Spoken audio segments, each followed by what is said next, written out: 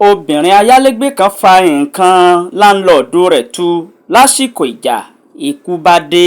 Iléeṣẹ́ ọlọ́pàá ní ìpínlẹ̀ Ògùn wọ́n ti fi páńpẹ́ òfin gbé arábìnrin ẹni ọdún 23 kan fún ẹ̀sùn ìpànìyàn.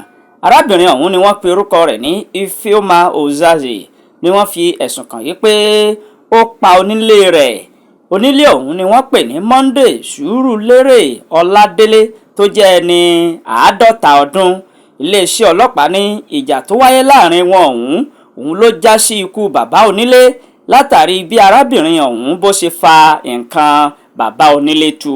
Iléeṣẹ́ ọlọ́pàá ní àwọn fi páńpẹ́ ọba mú afurasí obìnrin ayálégbé ọ̀hún lẹ́yìn tí wọ́n fi ẹjọ́ sùn ní àgọ́ ọlọ́pàá tó wà ní agbègbè Sango Ọ̀tà.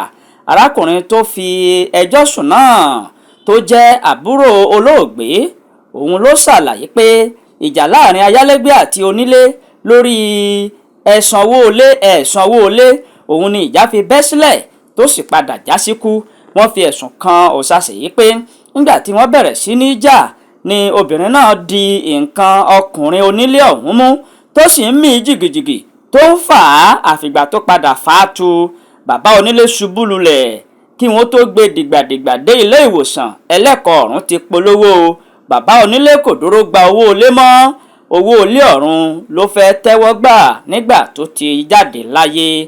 Lẹ́yìn náà ni ọlọ́pàá lọ sí ibi ìṣẹ̀lẹ̀ náà tí wọ́n sì fi páńpẹ́ ọba mú arábìnrin afurasí apànìyàn ọ̀hún.